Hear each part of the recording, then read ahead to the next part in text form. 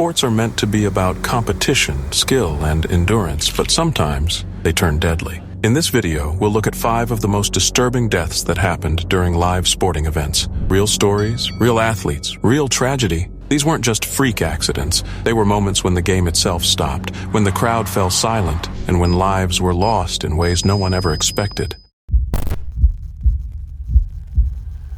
It was January 18th, 1991, in Wengen, Switzerland. The air was sharp with cold, the slopes packed with snow and nerves. The Lauberhorn race, infamous, brutal, legendary, was about to begin. It wasn't just any ski race.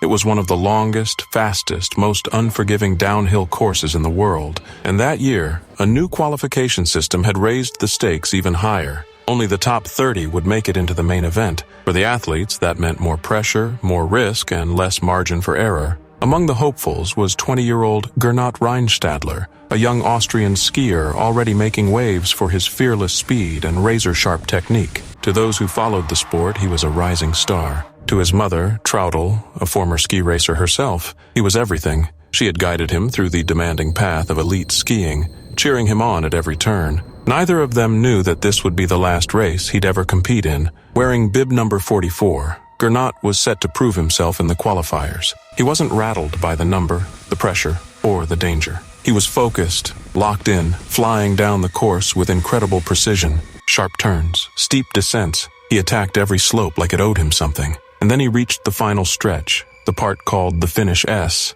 It was notorious, fast, unforgiving, deadly. That's where everything unraveled. In a flash, Gernot lost control. His balance shifted forward. His body launched into the air at terrifying speed. A moment later, he smashed into the safety net with devastating force. One of his skis got caught in the netting and the impact ripped through him. The scene turned grim. The snow beneath him turned red. Spectators watched in horror. Officials froze. For a long moment, the mountains held their breath. Rescue crews rushed to him. He wasn't moving. Oxygen was administered on the spot. He was airlifted to a hospital in Interlaken. Bleeding out from injuries so severe, doctors knew time was slipping fast. He underwent emergency surgery, a 6-hour operation. More than 40 liters of blood were pumped into his body, but the damage was too much, too deep, too catastrophic. In the early hours of January 19th, Gernot Reinstadler died from his injuries. The skiing world shattered. This wasn't just a loss, it was a warning. The races scheduled for that weekend were immediately canceled. Teammates, coaches, fans,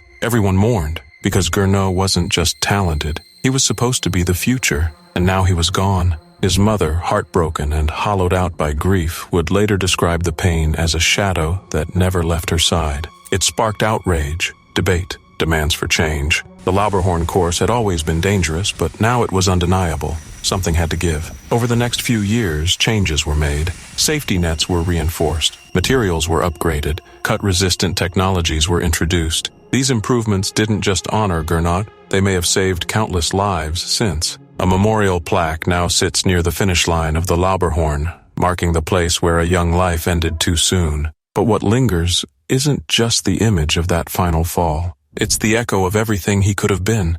The races he never got to win, the life he never got to live.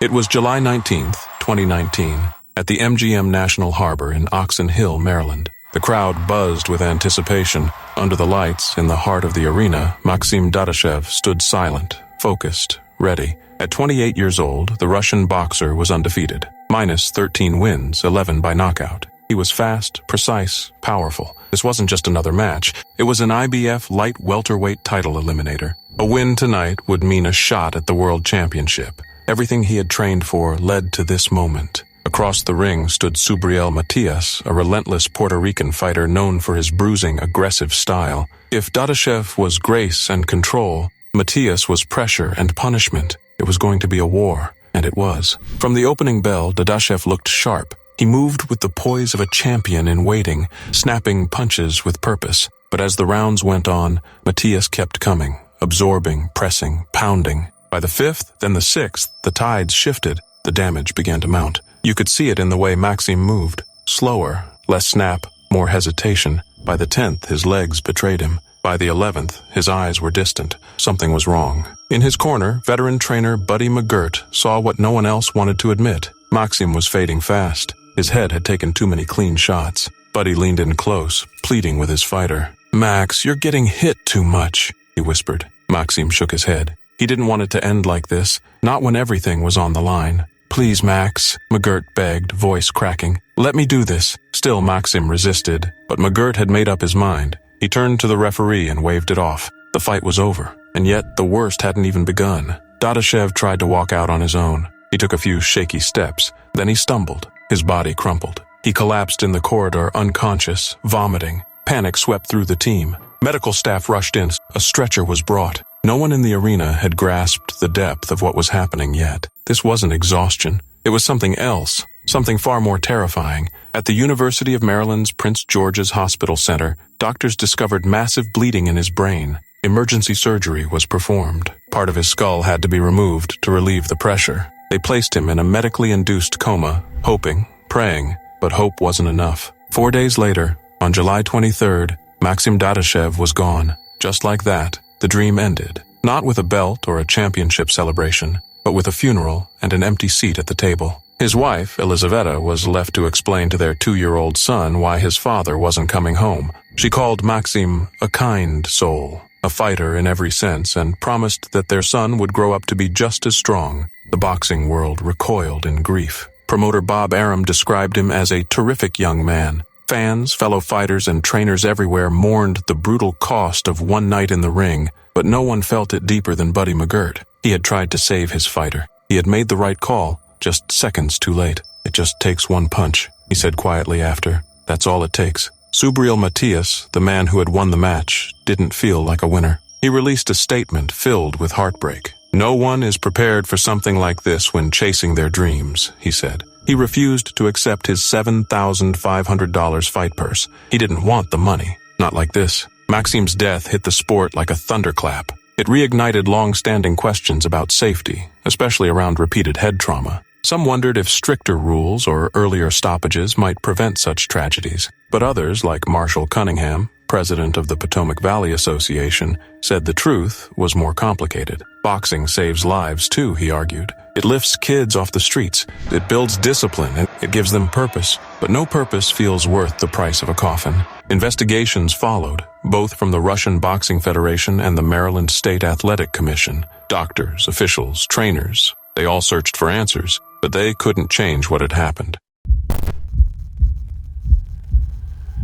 It was October 28th, 2023, a cold Saturday night in Sheffield, England. Over 8,000 fans filled the Utilita Arena. The Sheffield Steelers were facing the Nottingham Panthers in what should have been a routine EIHL Challenge Cup match. But by the end of the night, silence would fall over the arena, and a tragedy would unfold that no one could have imagined. Among the players was Adam Johnson, a 29-year-old American forward with quiet confidence and undeniable talent. Born in Grand Rapids, Minnesota, Adam had climbed the ranks with grit and grace. He'd briefly played in the NHL for the Pittsburgh Penguins before moving to Europe, where he continued to build his career in Sweden and Germany. By 2023, he had joined the Nottingham Panthers, bringing speed and leadership to the ice. Fans loved him. Teammates respected him. He was the kind of player who left a mark without needing to say much. Then came the moment that changed everything. Midway through the second period, around the 35th minute, the pace was fast, the crowd locked in.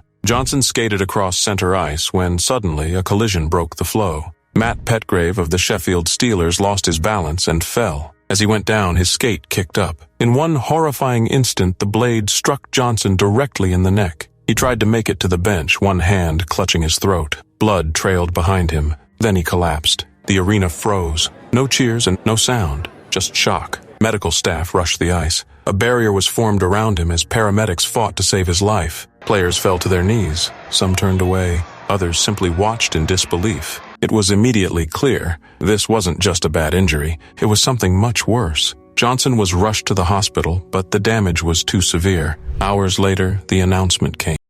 Gone. A young man, in the middle of his career, lost his life during a game he loved. A freak accident on a routine play had ended everything. Back home, his fiancée Ryan Wolf waited years. What she didn't yet know, Adam had bought an engagement ring. He was going to propose. He never got the chance. The game was canceled. So were others that weekend. Tributes poured in from around the world, from NHL stars to local fans. Outside Nottingham Arena, mourners left flowers, jerseys, messages of love. His teammates wore black armbands. Moments of silence were held in arenas everywhere. But grief quickly gave way to hard questions. Why wasn't neck protection mandatory? Could this have been prevented? The English Ice Hockey Association acted first, mandating neck guards for all its leagues starting in 2024. It wouldn't bring Adam back, but maybe it could save someone else. Sheffield's senior coroner, Tonika Roden, issued a warning. Unless changes were made, it could happen again. She urged all leagues to take action.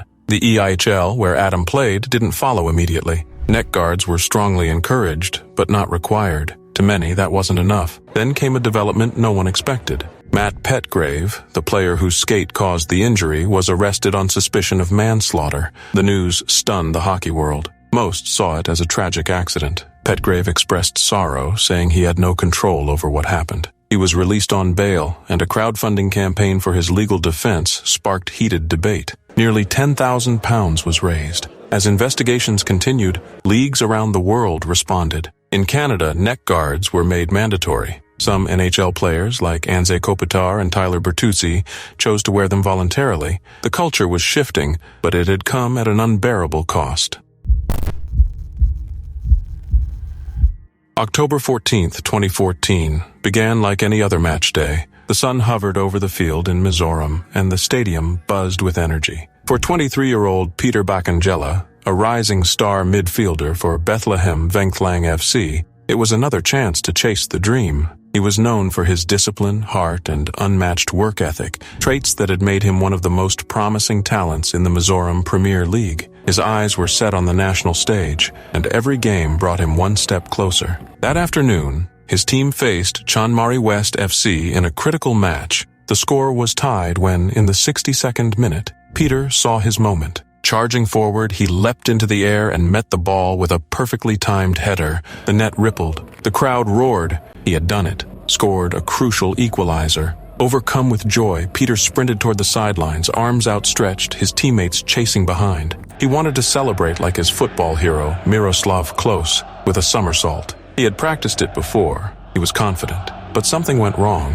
As he flipped into the air, the crowd held its breath. He mistimed the rotation. Instead of landing cleanly, Peter came down head first with brutal force. The moment shattered the stadium's euphoria. Cheers turned to gasps, then silence. His teammates, who had just been celebrating beside him, froze. One by one, they rushed to his side, waving frantically for help. The medical team sprinted onto the field. Peter lay there, conscious but in pain. He couldn't move. He was rushed to Aizawl Civil Hospital. Doctors immediately ordered a CT scan. The results were devastating. Peter had suffered a severe spinal cord injury. It was critical. He was moved to the intensive care unit. His condition fragile, uncertain. Teammates, coaches, fans, they all clung to hope. For 5 long days, the hospital became a second home for everyone who loved him. But on October 19th, that hope died. Peter Bakangela passed away. News of his death sent a wave of grief across the football community in Mizoram and far beyond. A player so full of life, gone in the blink of an eye, not during a tackle, not from a foul, but during a moment of joy, a celebration. Bethlehem Vengthlang FC was shattered. They announced that Peter's jersey number 21 would never be worn again. His coach, Danny Lalma, could barely find the words. Peter was well-mannered and disciplined on and off the pitch, he said softly. Players like him are rare. Peter's tragic death sparked urgent conversations about the risks behind acrobatic goal celebrations. These flips and spins had become iconic in modern football, but no one had truly imagined a celebration could end a life. Now, they couldn't ignore it. The Mizoram Football Association and Bethlehem Vengthlang FC organized a charity match in his honor. It wasn't just a memorial. It was a community coming together to grieve, to reflect, and to remember a young man who had given everything to the game.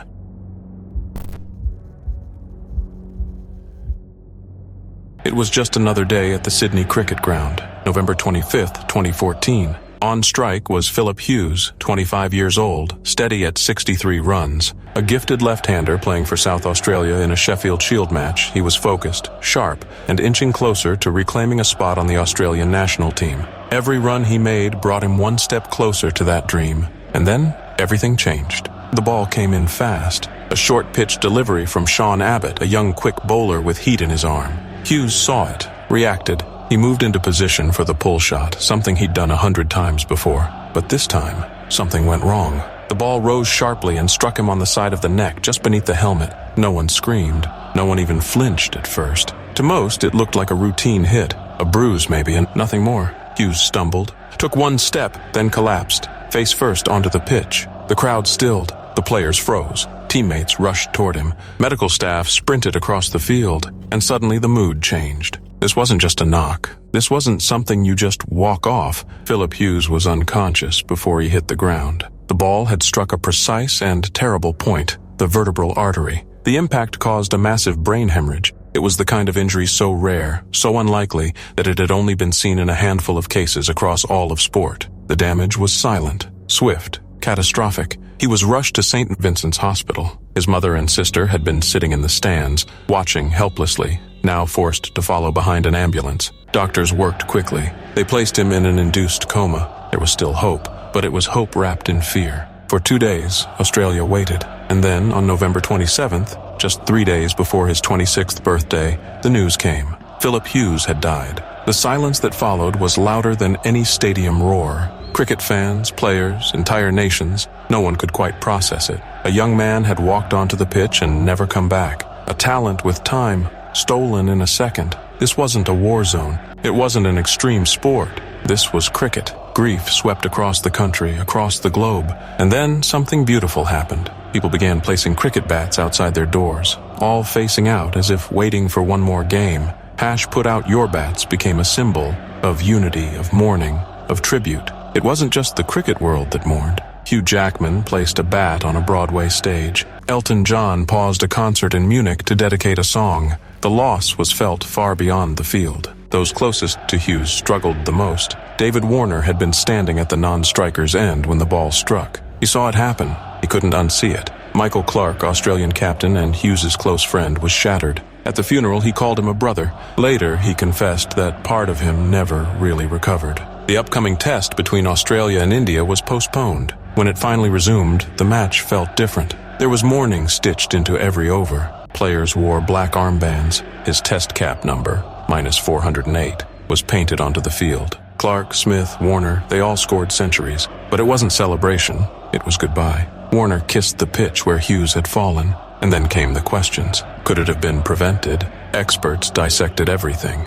The angle of the ball, the design of the helmet, whether neck guards should become mandatory. Many argued that no gear could have protected against such a precise, rare strike. But that didn't stop the conversation. Slowly, changes came. By 2019, players like Steve Smith began wearing neck guards, voluntarily. That same year, Smith himself was struck on the neck during an Ashes match. The crowd gasped. The world held its breath. He got up, but everyone remembered the one who didn't. Sean Abbott, the bowler that day, carried a different kind of burden. No one blamed him, not the fans, not Hughes's family. But that didn't ease the weight. In a 2016 inquiry, Abbott spoke publicly for the first time about the emotional toll. He had delivered the ball. It had changed everything. The trauma didn't fade. It lingered. Years passed, but Phillip Hughes didn't disappear. Cricket Australia declared he would be forever 63, not out, a haunting phrase that came to define his legacy. His family kept his memory alive through foundations, tributes, and quiet strength. His name echoed through club matches, junior leagues, test games, and World Cups. And now, a decade later, the wound still hasn't fully healed. Cricket lost a future legend. Fans lost a hero. A mother lost a son. A nation lost its boy.